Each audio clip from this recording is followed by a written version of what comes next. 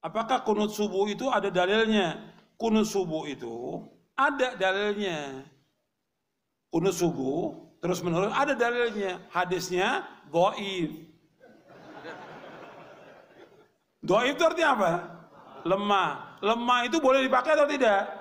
Nggak boleh dipakai. Ingat tuh, hadisnya ada dhaif. Kalau dhaif nggak boleh dipakai. Bahkan ada sahabat bertanya, seorang anaknya dari sahabat bertanya, wahai ayahku, engkau pernah sholat di belakang belakang Rasulullah SAW, Abu Bakar, Umar, Utsman, Ali, radhiyallahu anhum. Apakah mereka kunut subuh? Dijawab oleh bapaknya, ai bunayya muhdatsun, wahai anakku, kunut subuh itu muhdats. Apa makna muhdats? Beda. Bahkan lebih tegas lagi di Sunan Nasai dijelaskan, ai bunayya bid'atun, wahai anakku, kunut subuh itu bid'ah. Kalau bid'ah nggak boleh kita ikut. Sekarang kalau kita sholat di belakangnya orang yang kunut subuh, ya kita memperbanyak baca pujian kepada Allah. Bisa kita baca Rabbana lakal hamdu terus kita ulang-ulang sampai 10 kali nggak ada masalah. Bahkan Nabi pernah membaca li rabbil hamdu li rabbil hamdu li rabbil hamdu li rabbil hamdu terus sebanyak-banyaknya. Bab saat itulah saat memuji kepada Allah. Mereka kunut, biarkan mereka kunut. Kita baca pujian kepada Allah. Jangan ikut kunutnya dia. Tapi kalau dia sujud, wajib ikut. Karena kita bermakmum dengan imam. Nggak boleh kita menyalahi imam. Tapi ketika dia berbuat beda, nggak boleh kita ikut bedanya. Jelas? Jadi ini udah masalahnya sudah jelas. Jangan nanti dibilang lagi, ini kan masalah khilafiyah. Masalah ijtihadiyah. Kalau bid'ah nggak ada ijtihadiyah, udah beda ya bid'ah. Nanti dibawa lagi hadis yang nggak ada asalnya, ikhtilafu ummati rahmatun, ikhtilaf umatku rahmat. Kalau gitu kita balik, bersatunya umatku adalah azab. Nggak terima dia. Karena ini memang nggak ada asalnya hadis ini, ikhtilaf nggak ada asalnya. Nggak ada dari Nabi, nggak ada dari sahabat, nggak ada asalnya sama sekali. Makanya ketika orang akan menyampaikan masalah ijtihad atau bukan, dia lihat dulu keterangan para ulama, baca hadisnya. Yang disampaikan kepada umatnya ijtihadiyah, udah jelas itu beda, aku udah bilang ijtihadiyah. Nanti semua orang bilang, saya melakukan beda ijtihadiyah. Yang buka siapa? Yang buka pertama kali, ya ustadz juga ini. Dokter. Ada dai viral lagi apa bahas tren yang sukses terkenal yang mengatakan kunut subuh tidak bid'ah. Yang mengatakan kunut subuh bid'ah itu sahabat, bukan ulama. Hendaklah dia berhadapan dengan sahabat. Dia mengatakan bid'ah sahabat, bid'ah ya bunayya muhdats. Titik. Kita biarkan dia berhadapan dengan sahabat.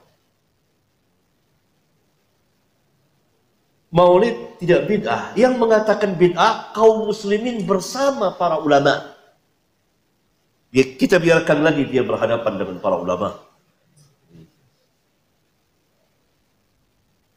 Kalau ada yang mengatakan bid'ah, maka dia bid'ah dari ujung kaki sampai ujung rambut. Kelihatannya emosi.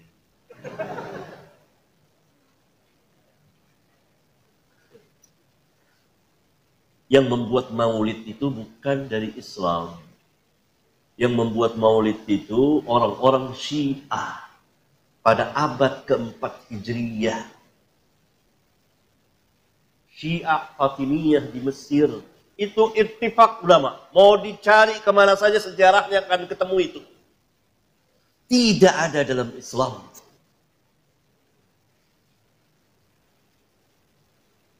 Sahabat, tabi'in, tabi'ut tabi'in pernah melaksanakan maulid? Tidak. Bahkan Nabi mengisyaratkan saja tidak. Syiah membuat 5 macam maulid. Maulid Nabi SAW, kemudian maulid Ali, maulid Hasan, maulid Husain, dan maulid khalifah mereka, raja mereka, sultan mereka.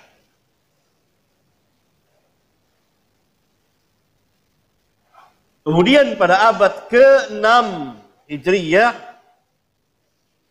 pemerintahan Sultan Salahuddin Al-Ayyubi. Kemarin banyak persoalan-persoalan tentang kunut. Kunut itu bid'ah katanya, Ustaz. Begini. Anda boleh punya pendapat, tapi Anda jangan lupa ada ragam pendapat dari para ulama. Maaf Ibu Bapak sekalian, keterangan hadis kunut itu bid'ah terdapat di hadis ada An-Nasai, ada juga di Al-Bukhari. Turunkan semua hadisnya. Tahukah Anda, periwayat hadisnya itu juga kunut. Imam An-Nasai mazhabnya Syafi'i, beliau kunut. Imam Al-Bukhari mazhabnya Syafi'i, beliau kunut. Saking objektifnya, beliau riwayatkan tentang sahabat yang tidak kunut. Kenapa beliau tidak kunut? Karena dalam hidupnya tidak pernah melihat Nabi kunut. Sahabat ini, tapi kan yang lain banyak sahabat juga. Di ketika Nabi berjalan, tidak semua sahabat ikut.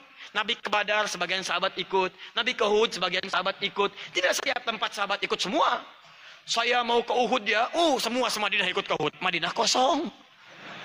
Saya ke Badar ya, saya ke Taif ya, apa semua ikut? Tidak, semua menyebar. Makanya ketika Nabi perjalanan, sebagian sahabat ikut. Nah, ada seseorang yang ketika berada di belakang Nabi, setiap dia sholat di belakang Nabi, dalam keadaan subuh, Nabi tidak kunut. Sedangkan sifat sahabat itu mengamalkan apa yang dilihat. Jadi yang dia lihat itu yang diamalkan. Misal, Wa'il bin Hujur, sholat di belakang Nabi, Nabi turun pakai lutut. Abu Hurairah sholat di belakang Nabi, Nabi turun sujud pakai telapak tangan. Walaupun keduanya tahu riwayat itu, tapi mohon maaf, mereka mengamalkan apa yang dilihat. Wa'il pakai lutut, Abu Hurairah pakai telapak tangan. Dua-duanya benar, yang salah yang pakai kepala duluan. Belum apa-apa sudah ramai kepalanya, ini bid'ah, ini salah, ini. Itu, muka Anda dari ujung kepala sampai ujung kaki bid'ah itu. Kenapa? Karena Anda tidak belajar hadis dengan ilmunya. Ini yang tidak kunut di belakang Nabi karena dia sholat di belakang Nabi. Nabi nggak kunut. Tapi ada sebagian sahabat sholat di belakang Nabi. Nabi pernah kunut. Ada Abdullah bin Umar. Nabi mengajarkan kunut pada Al-Hasan cucunya. Dari situ disimpulkan oleh ulama. Apa kesimpulannya? Yang mau kunut silahkan. Maka Imam Malik kunut. Kunutnya sebelum ruku disirkan. Imam Malik itu Masya Allah. Anak sahabat besar. Anas bin Malik. Lahir anaknya Malik bin Anas. 93 Hijrah. Lahirnya di Madinah. Tumbuh di Madinah. Besar di Madinah. Jadi mufti di Madinah. Wafat di Madinah. Dikenal dengan Imam Madinah. Darul Hijrah. Imam Madinah. Imam Madinah kunut, kunutnya sir. Imam Syafi'i muridnya Imam Malik, lahir tahun 150 Hijrah kunut. Beda dengan gurunya, Syafi'i dijaharkan. Kunutnya ba'da ruku, bangun setelah i'tidal dijaharkan. Bacaannya sama dari Nabi, Allahumma hdini fiman hadait. Kalau jadi imam, Allahumma hdina fiman hadait. Imam Abu Hanifah wafat tahun 150 Hijrah, memilih yang tidak kunut, ngambil hadis sahabat yang tadi. Karena kata beliau asalnya tidak kunut. Ada kejadian di Bir Maunah, Nabi kunut, setelah itu tidak kunut lagi. Maka disimpulkan kunut itu menurut saya tidak ada. Karena sementara saja, setelah itu tidak ada. Maka kembali ke asal, tidak ada kunut. Abu Hanifah tidak kunut. Diamalkan itu dari yang tadi. Imam Ahmad datang kemudian, lahir tahun 163 Hijrah. Imam Ahmad muridnya Imam Syafi'i. Syafi'i muridnya Imam Malik. Imam Malik masa yang sama dengan Imam Abu Hanifah. Wafatnya duluan Abu Hanifah. Apa yang terjadi dengan Imam Ahmad? Kata Imam Ahmad, saya ambil yang pertengahan. Tengah-tengah saja. Ini kunut jahar, ini tidak kunut. Saya ambil tengah-tengah. Apa tengah-tengahnya? Nabi kunut saat ada peristiwa besar membutuhkan doa. Sebelumnya tidak kunut. Saat ada peristiwa itu beliau kunut. Setelah itu tidak kunut lagi. Menurut pemahaman Imam Ahmad bin Hanbal. Maka saya simpulkan kunut itu saat ada peristiwa besar saja yang butuh doa. Peristiwa besar butuh doa namanya nazilah. Maka dikenal dengan kunut nazilah. Tapi hebatnya Imam Ahmad dengan Imam Syafi'i tidak ada masalah. Salat di belakang Imam Syafi'i beliau kunut. Imam Syafi'i salat di belakang Imam Ahmad beliau tidak kunut. Imam Syafi'i datang ke tempat Imam Abu Hanifah. Imam Abu Hanifah sudah wafat. Ketika beliau memberikan ilmu di tempatnya, kemudian diminta jadi imam saat subuh, beliau tidak kunut. Selesai itu kata muridnya, "Syal Imam, kenapa Anda tidak kunut?" Kata Imam Asy-Syafi'i, "Saya menghormati pendapat di tempat Imam Abu Hanifah yang tidak kunut." Luar biasa. Imam besar, ahli fikih, imam madhab, ahli hadis, paham hadisnya, tidak ada masalah. Antum bukan imam besar, jadi makmum kadang-kadang, Quran belum hafal, hadis belum tahu, Masya Allah, gara-gara masalah kunut, pada tidak ke masjid. Ketinggalan zaman, hari gini orang masih kelahi lagi masalah kunut subuh. La haula wa la quwata illa billah. Dulu ya, zaman saya kecil, anak muda NU masih bertengkar dengan anak muda Muhammadiyah. Anak muda Muhammadiyah mengatakan subuh nggak pakai kunut. Anak muda NU mengatakan subuh mesti pakai kunut. Akhirnya saking hebatnya perdebatan sampai jam 2 malam. Besok sama-sama nggak sholat subuh. Ini sudah tidak ada lagi. Ketika saya ditanya, Ustaz, iya, kenapa Islam ini banyak betul khilafiyah? Kenapa banyak betul khilafiyah Pak Ustaz? Ente mengatakan banyak khilafiyah karena ente pecandu khilafiyah. Sekarang saya tanya, tunjukkan sama saya mana mazhab dalam Islam yang mengatakan tidak ada sholat subuh. Hanafi, Maliki, Syafi'i, Hambali. Mana mazhab dalam Islam yang mengatakan tidak ada sholat subuh? Tak ada Pak Ustaz. Kalaupun ada mazhab yang mengatakan tak ada sholat subuh, itu namanya mazhab Al-Ngawuriyah. Mazhab Abu Hanifah, Imam Hanafi, meninggal tahun 150 Hijrah di Kufah. Mazhab Maliki, Imam Malik bin Anas, meninggal makamnya di Baqi, Madinah tahun 179. Mazhab Imam Muhammad bin Idris Asy-Syafi'i, makamnya di Mesir, Kairo tahun 204. Mazhab Ahmad bin Hanbal Hambali, makamnya di Baghdad, Irak tahun 241. Sepakat 4 mazhab ini bahwa sholat subuh itu fardhu. Tak ada ikhtilaf tentang sholat subuh. Bahwa yang satu pakai usolli, enggak pakai usolli, itu pembahasan forum. Batang usulnya sholat subuh wajib. Bahwa ada yang pakai usolli, ada yang enggak pakai usolli, khilafiyah. Bahwa yang satu bismillahnya jahar, bismillahirrahmanirrahim, yang satu bismillahnya sir.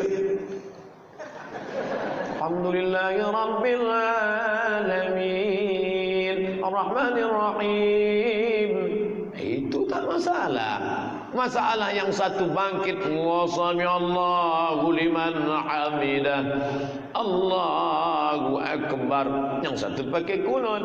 Tapi andai saya disuruh jadi imam di Palembang, saya tak akan mau sholat subuh jadi imam. Kenapa? Saya tak tahu masjid ini masjid NU apa masjid Perti apa masjid Persis apa masjid Muhammadiyah. Maka saya tak ingin menimbulkan fitnah. Maka kalau disuruh, tafadhal, mana imam ratib, mana imam